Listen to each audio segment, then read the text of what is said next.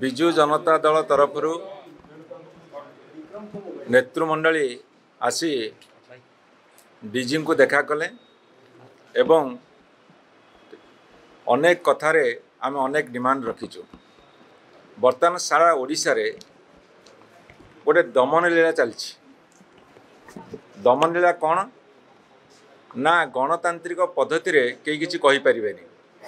जे कहिबे ताकू जे कोनसी मते दमन करा जिवो एवं तापरे सारा ओडिशा रे आपणकर माननीय गणमाध्यम रे आसीछि गत 5 मास भितरे 1256टा महिला मानक ऊपर अत्याचार होइछि एवं भुवनेश्वर बर्तमान छिनतेरे नंबर 1 संबलपुर डकैतरे नंबर 1 डकैत हवारे एवं जो माने शासक दलर समर्थक से माने जेते बड़ अपराध कले मध्य से मानकु छाड़ी दिया जाउछि। देखंतु जाजपुर गोटे घटना मु उदाहरण आपण मानकु देबी।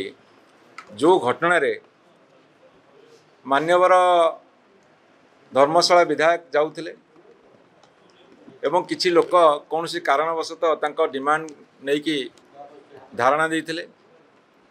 एम्बुलेंस पछे पछे से गाड़ी को नै कि चली गले। लोक ताकु मना कले। सेथिरे 19 जन बीजेडी लोक को अरेस्ट करागला किंतु विधायक साथी रे ठेंगा बाड़ी धरिकी अस्त्र शस्त्र धरिकी जो माने जाइथिले सेमानकर वीडियो फुटेज विभिन्न इलेक्ट्रॉनिक गणमाध्यम रे बुलुथिला पर मध्य तांकु जानवे का अरेस्ट कलेनी। ये पक्षपातिता कौन पे एबे किछि दिन लागिगला विधायकर सुना चेनटा खोजिकी मिललानी। सुना चेनटा खोजिकी पाइबाकू बर्तमान क्राइम ब्रांच को दियागला। ताहले निज पुलिस उपर निजर भरोसा नहीं। क्राइम ब्रांच आउ गोटे अंशविशेष तांको दियाहला। आमे आशा करूँ सुना चेनटा केते शीघ्र मिल। आमे आशा करूँ जो माने ठेंगाबाड़ी अस्त्र शस्त्र नहीं जाइथिले से माने केते दिन भीतर अरेस्ट हेबे। जदि पुलिस काम करिवो ताले निरपेक्षतार से काम करू।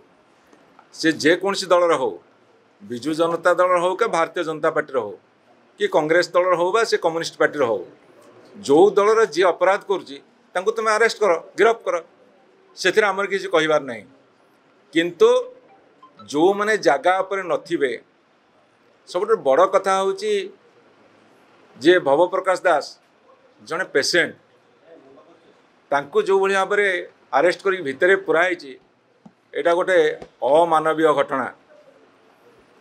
दम अच्छी साहस अच्छी पुलिस डिपार्टमेंट रो सरकारी कलर चापरे चेपा न होई जो कसम खाई वर्दी पिंधि निरपेक्षता प्रदर्शन करंतु एवं विधायक साथी जाइथिबा अस्त्र शस्त्र नहीं कि प्रदर्शन करी गंडगोल करिथिबा व्यक्ति को अरेस्ट कर देखांतु एवं ओडिशा रे जोटी जो घटना घटुची से जेते बड़ प्रभावशाली व्यक्ति होना कहीं तांको अरेस्ट करंतु आमे तांको समर्थन करिवो किंतु सरकार चापरे चेपा न होगा आम अनुरोध जनाऊँ।